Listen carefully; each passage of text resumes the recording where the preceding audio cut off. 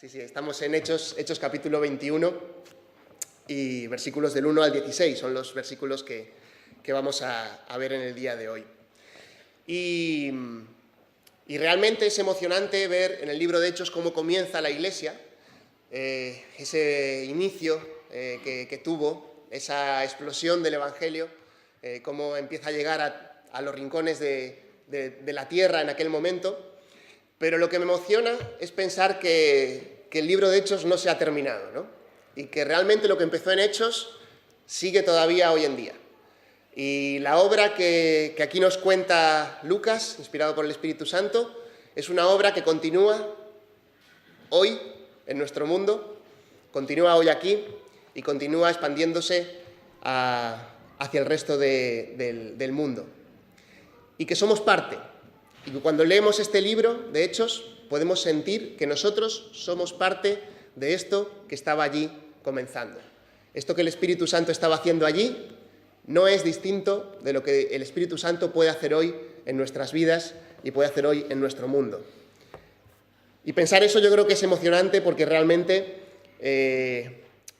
nos hace sentir parte de algo que es mucho más grande que nosotros. Nos hace sentir parte de algo que no depende solo de nosotros, sino que es algo que Dios está haciendo. Dios está formando su iglesia, está preparando su iglesia, y así como lo hizo en el siglo I, lo sigue haciendo en el siglo XXI, 2000 años después. Y me gustaría empezar, antes de leer el texto, comentándoos una noticia, ya que trabajo mucho con noticias, pues no sé si conocéis el caso del pastor Andrew Branson. ¿Os suena? ¿Habéis escuchado de este pastor? Os voy a dar algunos datos y seguro que os va a sonar. Hace 2 años, este pastor que estaba pastoreando en Turquía, una pequeña iglesia desde hacía unos 20 años, pues hace 2 años fue llamado por los servicios de extranjería para que renovara sus papeles. Y fue allí con su esposa a la administración y cuando estaban haciendo el trámite, de repente pues hay un problema, parece que hay algún problema y de repente quedan detenidos. Los detienen, los meten en un calabozo, están 3 noches detenidos, no se sabe muy bien por qué. De repente, bueno, pues su mujer queda liberada, pero este hombre queda detenido. Y bueno, pues realmente no saben qué es lo que está sucediendo. Unos días después, ellos empiezan ya un poco a alertarse, qué estará sucediendo, qué habrá podido pasar, algún problema en los papeles. Unos días después se enteran de que hay un testigo teóricamente, alguien que no se sabía quién era, pero un testigo muy fiable, según decía la policía, que estaba acusando a este hombre de espionaje y de estar conspirando contra el gobierno turco. Entonces el pastor dice, bueno, yo no tengo absolutamente nada que ver con eso. Pero justo hace unos meses había habido un intento de golpe de Estado en Turquía. Y estas acusaciones estaban relacionando a este pastor con ese golpe de Estado. Así que de repente este hombre que llevaba 20 años en Turquía de pastor, se vio encerrado en un calabozo, sin posibilidad de presentar defensa y sin saber realmente qué iba a ser de él. Ha sido interesante seguir toda la noticia, ¿no? Hasta hace muy poquito.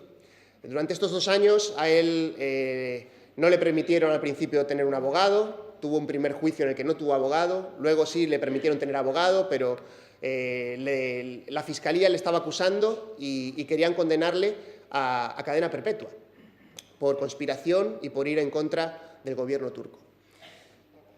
Una situación muy difícil, una situación para él incomprensible.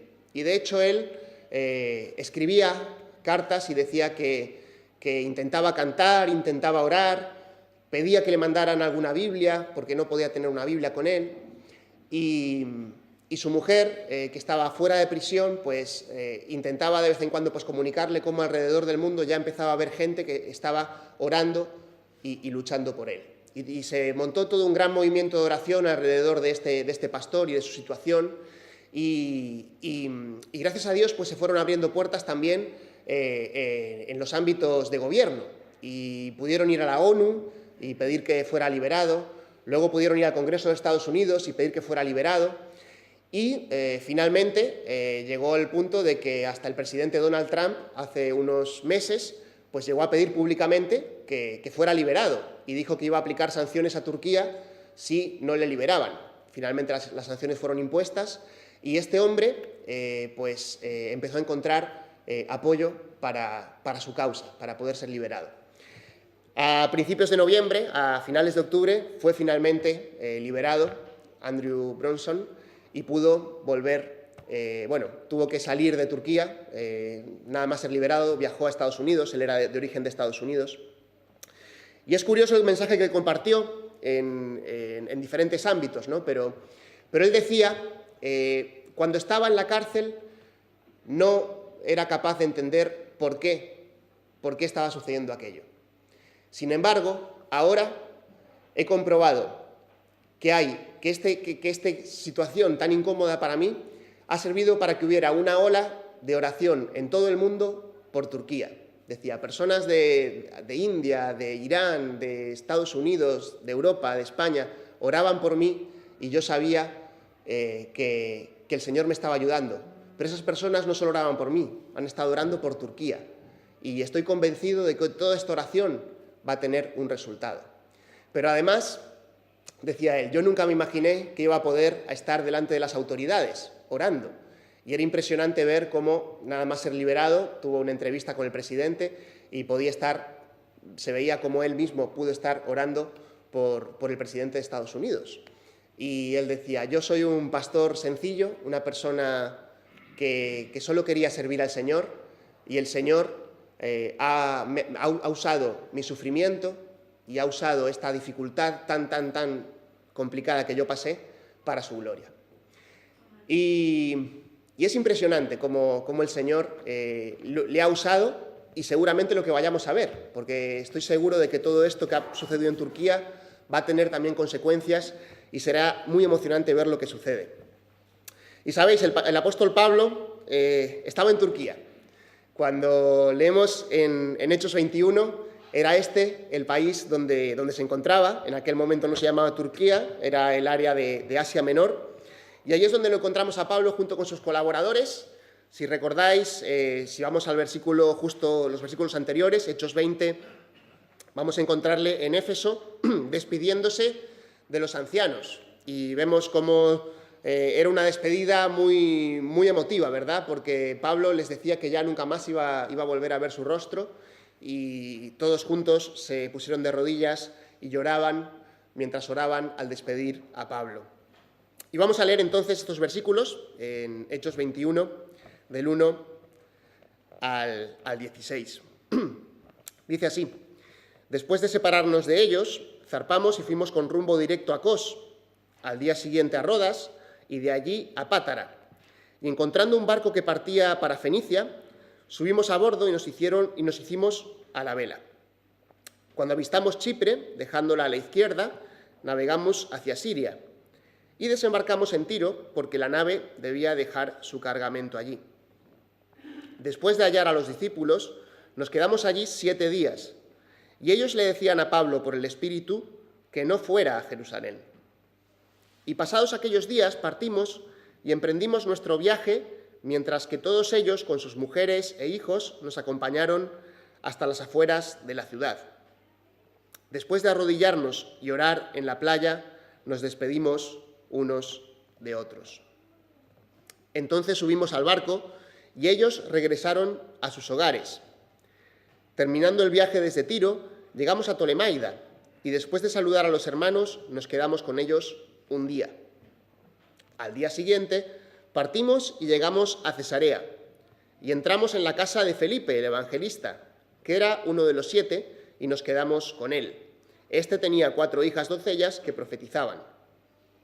Y deteniéndonos allí varios días, descendió de Judea cierto profeta llamado Agabo, quien vino a vernos, y tomando el cinto de Pablo, se ató las manos y los pies, y dijo: Así dice el Espíritu Santo. Así atarán los judíos en Jerusalén al dueño de este cinto y lo entregarán en manos de los gentiles. Al escuchar esto, tanto nosotros como los que vivían allí le rogábamos que no subiera a Jerusalén. Entonces Pablo respondió: ¿qué hacéis llorando y quebrantándome el corazón? Porque listo estoy no solo a ser atado, sino también a morir en Jerusalén por el nombre del Señor Jesús. Como no se dejaba persuadir, nos callamos diciéndonos: que se haga la voluntad del Señor. Después de estos días nos preparamos y comenzamos a subir hacia Jerusalén, y nos acompañaron también algunos de los discípulos de Cesarea, quienes nos condujeron a Mnasón de Chipre, un antiguo discípulo con quien deberíamos hospedarnos. Hasta aquí la lectura de hoy. Encontramos aquí al apóstol Pablo y a la comitiva que le acompañaba, como vemos, viajando, ¿no? Y esto está en el contexto de ese tercer viaje misionero. Pablo había ya recorrido, digamos, varios de los puntos que le interesaban visitar, y ahora es como está ya en la etapa de regreso del viaje. Y está regresando y él sabe que tiene que ir a Jerusalén. Y recordad que Pablo ha estado parando en algunos de los lugares que ha estado. Donde más tiempo ha estado ha sido en Éfeso, pero ahora acaba de salir de allí y, como decíamos, él sabe que en Jerusalén no le espera algo precisamente bueno, y él sabe que va a tener allí probablemente muchas dificultades. Lo cierto es que, de alguna manera, podemos ver cómo Pablo acepta la voluntad de Dios y sabe que él va a sufrir, pero a su alrededor hay muchas personas que no lo comprenden, ¿no?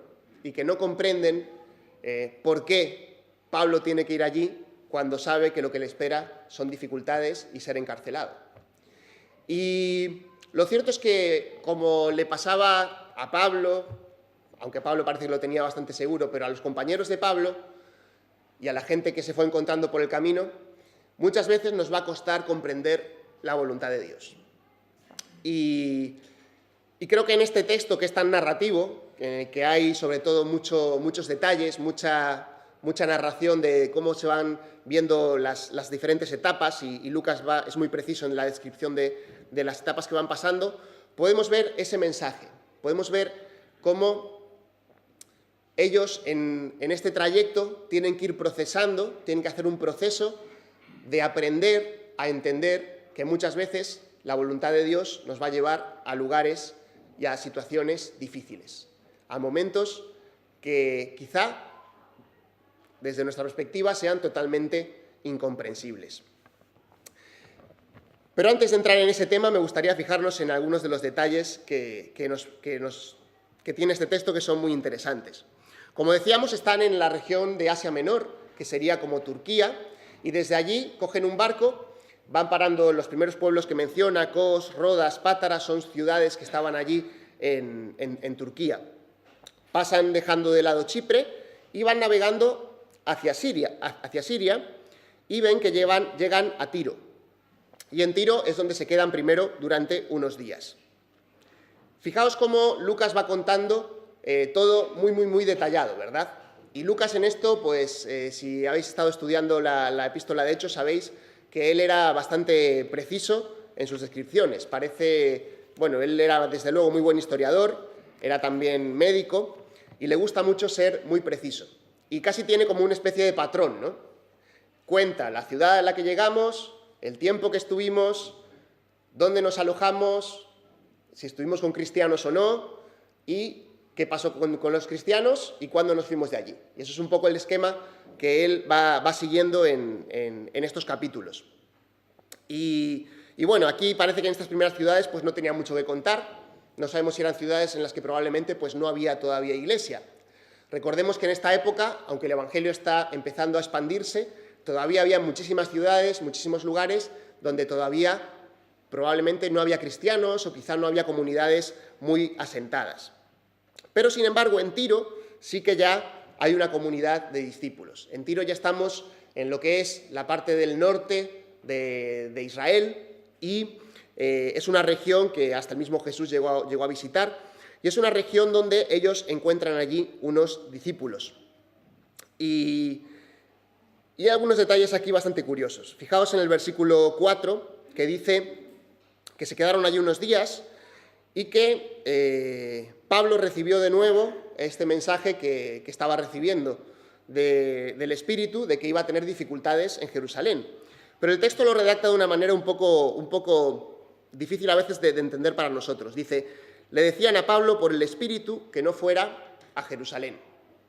Claro, a partir de este versículo nos podríamos preguntar, oye, entonces Pablo estaba yendo en contra de lo que el Espíritu le estaba mandando, porque aquí parece que Pablo quiere ir a Jerusalén, se ha puesto en su cabeza ir a Jerusalén y aunque le digan que no vaya, pues, y aunque venga gente que diga que habla por el Espíritu, que no fuera a Jerusalén, y pudiera parecernos contradictorio, ¿no?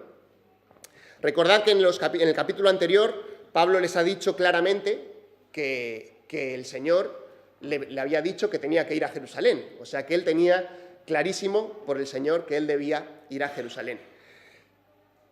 Sin embargo, pues he estado un poco leyendo algunos comentarios bíblicos para poder instruirme y para poder ver un poco cómo explicar esto. Y lo cierto es que parece más bien que no es que el Espíritu sea que esté mandando mensajes contradictorios, sino que una cosa es el mensaje que ellos recibían del Espíritu, que era claramente Pablo va a pasarlo muy mal, Pablo va a tener muchas dificultades en Jerusalén, y otra cosa es el clamor que desde nuestra humanidad hacemos a la persona para poder cuidarla, ¿no? Y para que realmente no queremos que le pase algo malo. Aplicándolo un poco al caso que contaba de Andrew Branson, ¿no?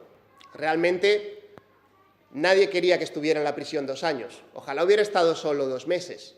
Y estoy seguro de que su esposa, sus hijos, su familia, su iglesia, lo menos que quería era que estuviera 2 años enteros en prisión. Ojalá hubiera sido solo 1 mes. Y sin embargo, tuvo que estar ese tiempo para que su caso pudiera tener la repercusión mundial que ha llegado a tener. Y en este caso sucede algo parecido. Hay un escritor y un predicador que es John Stott que explicaba de esta manera el texto, y os lo voy a leer como lo explicaba él. Dice, quizás la declaración de Lucas es una forma condensada de decir que la advertencia era divina, mientras que el ruego era humano. Después de todo, la palabra del Espíritu a Pablo combinaba la compulsión a ir con la advertencia de las consecuencias. Ciertamente Lucas busca que admiremos a Pablo por su valentía y perseverancia. Las predicciones divinas de sufrimiento no le disuadieron. Y estoy bastante de acuerdo con esta explicación. Realmente, cuando sabemos que si hemos recibido un mensaje o si hubiéramos recibido un mensaje de saber que alguien va a tener dificultades, es totalmente lógico que por amor y por el cariño que tengamos a esa persona, pues no le deseemos eso, ¿verdad? Sin embargo, Pablo tenía claro que tenía que ir a Jerusalén. Pero como decía, también a los discípulos y a la gente que se iba encontrando por el camino, no era fácil que todos pudieran comprenderlo, porque no siempre es fácil comprender y no siempre es fácil estar de acuerdo con la voluntad de Dios. Pero aquí en este lugar, en Tiro, sucede algo que también hemos visto como un patrón, ¿no? de los viajes de Pablo. Y era que cuando se despedía y cuando se iba a ir, se juntaban todos para orar. Y fijaos cómo en este versículo, el versículo 5, dice que emprendimos nuestro viaje mientras todos ellos, con sus mujeres e hijos, nos acompañaron hasta las afueras de la ciudad. Después de arrodillarnos y orar en la playa, nos despedimos unos a otros. Hay aquí varias cosas bonitas, ¿no? Por una parte, la hospitalidad con la que las iglesias estaban acogiendo a Pablo. En aquel momento no tenían iglesia, edificio, se reunían en las casas, y aquí vemos que, seguramente como eran de varias casas, se van a las afueras de la ciudad y allí todos juntos, toda la familia, las mujeres, los hombres, los niños, todos se arrodillan y oran juntos. Y esto es algo muy interesante, ver cómo en la iglesia, en aquel momento, todos estaban participando, todos eran partícipes de lo que era ser iglesia, y todos mostraron esta comunión con Pablo y con sus acompañantes. Pero el viaje sigue, y de Tiro llegan a Cesarea, y Cesarea es otra ciudad también muy importante. Cesarea es una ciudad muy importante también en la historia de Israel, y en Cesarea nos dice que estaba Felipe. Ahora, Felipe, ¿qué Felipe es este? Nos dice claramente aquí Lucas que es el evangelista, ¿vale? Lucas muchas veces define a sus personajes por sus dones espirituales, y es muy interesante también ver cómo va definiéndolos de esta manera. Felipe estaba en Cesarea. ¿Qué hacía Felipe en Cesarea? Pues Felipe había llegado allí después de haber salido de Jerusalén cuando se inició la persecución. Venid conmigo un momento a Hechos capítulo 8. Vamos a ir un poquito para atrás.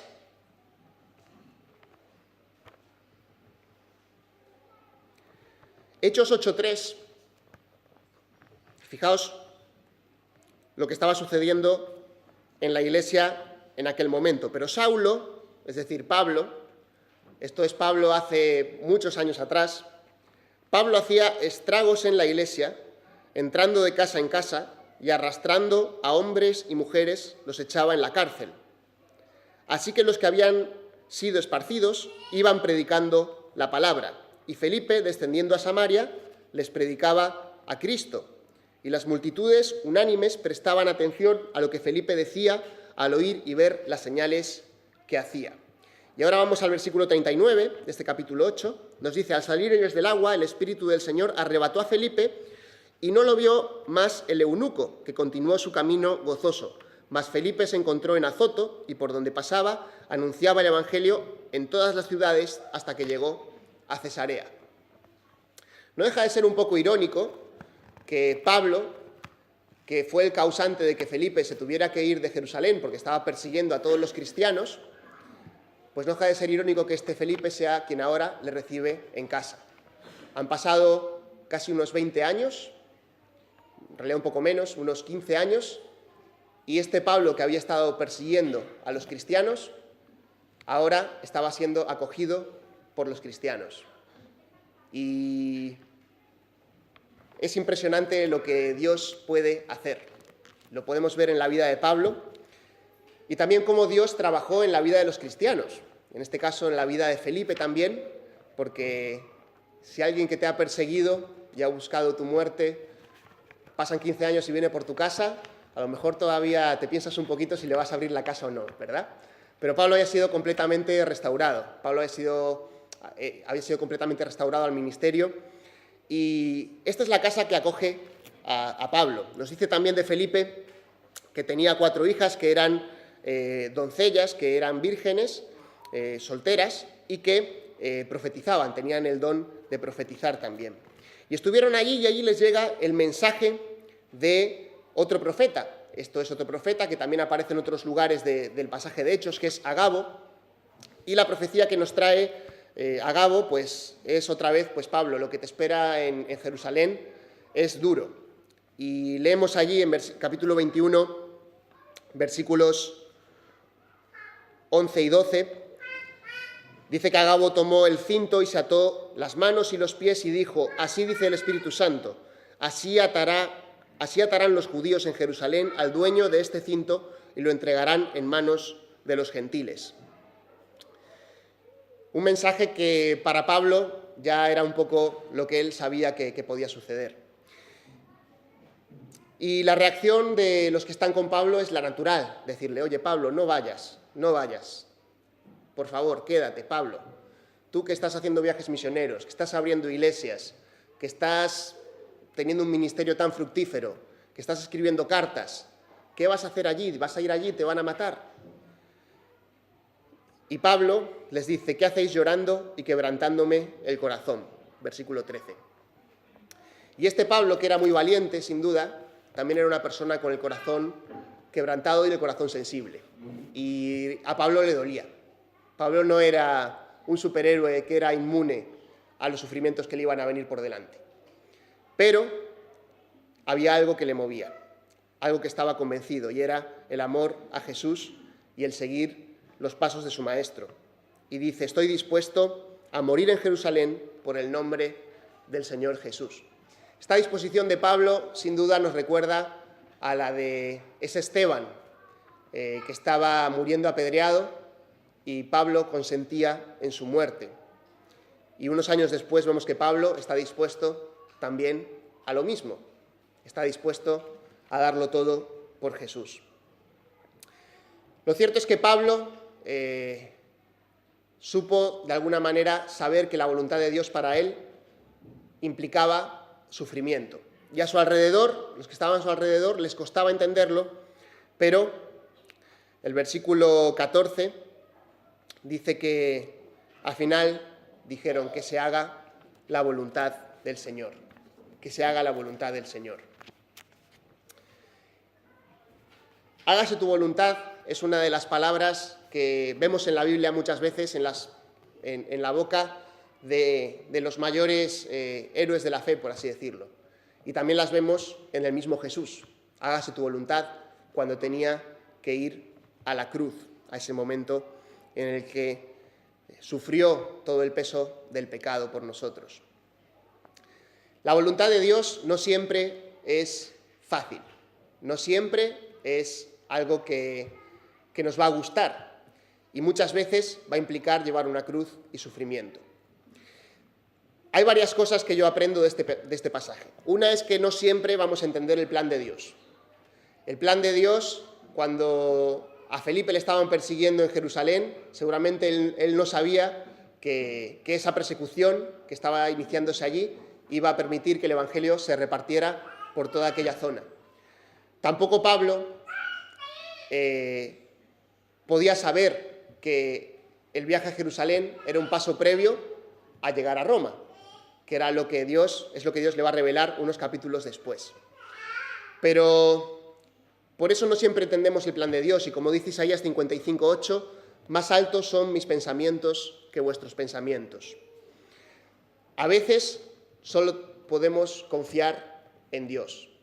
Estar seguros, por supuesto, de que lo que estamos haciendo es la voluntad de Dios y estamos en su plan, no sea que estemos confundiéndonos. Pero cuando sabemos que estamos en la voluntad de Dios, aunque impliquen sufrimientos, los sufrimientos no implican que estemos fuera de la voluntad de Dios, sino que muchas veces es algo que se caracteriza por estar siguiendo su plan. Ahora, el plan de Dios implica, por eso decimos siempre, un sacrificio. Y Dios realmente creo que hace esto también para que nosotros seamos humildes y seamos en ese sentido como Él. Estemos dispuestos a vaciarnos y no creernos orgullosos y no creernos tampoco que la obra depende de que nosotros estemos siempre en una posición activa o en una posición en la que pensemos que tenemos algo que hacer. Pensaba en el pastor Branson también. Él estuvo 2 años sin poder pastorear su iglesia y seguramente para él eso ha sido una preocupación muy grande. Y sin embargo, puede ver cómo este tiempo en la cárcel ha servido más para el avance del Evangelio y para los propósitos de Dios. El principio marcado por Jesús es, como decimos, tomar la cruz, y él mismo dijo, sea hecha tu voluntad, y nosotros también podemos hacerlo. El plan de Dios, la voluntad de Dios, no excluye las lágrimas. Y vemos a Pablo aquí en muchas situaciones en las que está llorando y en las que enfrenta también sufrimiento. El plan de Dios, la voluntad de Dios, es fiel a su palabra. Y esto es algo a lo que también podemos agarrarnos cuando tenemos dudas. Las promesas de Dios siempre se cumplen. Dios le había dicho a Pablo que él iba a tener que sufrir, en las palabras de Ananías. Si recordáis, cuando él se convirtió, las palabras que Ananías le dio a Pablo fueron que él iba a ser un testigo importante, que iba a dar testimonio ante reyes y ante lugares de prominencia, pero también que iba a sufrir en nombre de Jesús. Pero el plan de Dios no es algo que tengamos que hacer siempre solos. La voluntad de Dios no es algo que nos lleve por caminos solitarios. Vemos a Pablo aquí siendo acogido por la iglesia. Hay hospitalidad, hay gente que le acoge, hay gente que ora por él, hay compañeros que le están acompañando. Aún en su momento de mayor soledad, cuando Pablo estaba solo y en la cárcel más adelante, cuando le escribe a Timoteo, vemos que Pablo dice, todos me han dejado, Y sin embargo le está escribiendo a Timoteo y le dice que le traiga a Marcos para que le ayude. Es decir, que todavía Pablo en los momentos de soledad sabía que había personas con él. La soledad absoluta de tener que enfrentar absolutamente solo la prueba, esa fue la que pasó Jesucristo. Pero nosotros, gracias a Dios, no estamos en esa situación. Somos una iglesia y siempre podemos encontrar en el plan de Dios personas que nos apoyen, que nos ayuden y que oren por nosotros. Y el plan de Dios, finalmente, va a servir siempre para darle la gloria a Él en el camino, para que experimentemos el gozo de estar cumpliendo su voluntad. Creo que tenéis un versículo lema en la iglesia, ¿no? Bueno, no sé si es el versículo lema, pero lo vi allí cuando entré, que era el de Hebreos, ¿no? Hebreos 12, 1 y 2. El versículo que tenéis, no sé si lema o por el aniversario. Pero es un texto que yo creo que resume muy bien lo que es seguir la voluntad de Dios. Porque dice que, teniendo en derredor nuestro tan grandes nubes de testigos, despojémonos también de todo peso del pecado que tan fácil nos envuelve y corramos con paciencia la carrera que tenemos por delante, puestos los ojos en Jesús, el autor y consumador de la fe, quien por el gozo puesto delante de él soportó la cruz, menospreciando la vergüenza, y se ha sentado a la diestra del trono de Dios. Aún en las dificultades que pueda tener seguir la voluntad de Dios, podemos estar tranquilos de que Él está haciendo su obra.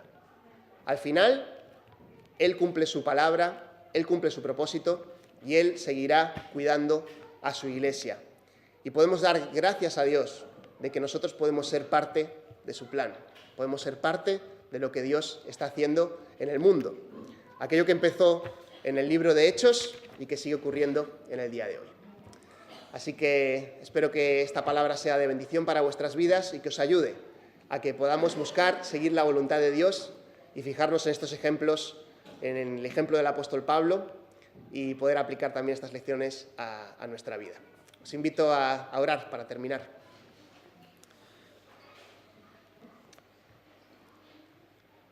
Señor, te damos muchas gracias porque tú eres un Dios que está cumpliendo su propósito, porque nos permites ser parte de la Iglesia y porque podemos, Señor, ver cómo tú obras, como tú eres un Dios que ama, un Dios que quiere la salvación de las personas y que para eso, Señor, cuentas con nosotros. Nos sentimos privilegiados, nos sentimos, Señor, honrados y también, Señor, nos sentimos desafiados a querer seguir tu voluntad. Y así como Pablo hizo, sabiendo que podía haber sufrimientos y dificultades, te pedimos que nosotros también seamos valientes y estemos decididos a seguirte, Señor, a pesar de las dificultades o el sufrimiento que pueda venir, sabiendo, Señor, que también hay gozo, sabiendo, Señor, también que hay personas que tú has puesto a nuestro lado para que nos apoyen, para que oren por nosotros, para que sigamos adelante. Ayúdanos, Señor, a vivir y a aplicar tu palabra y que podamos, Señor, servirte allí en el lugar en el que estemos. En el nombre de Jesús, amén.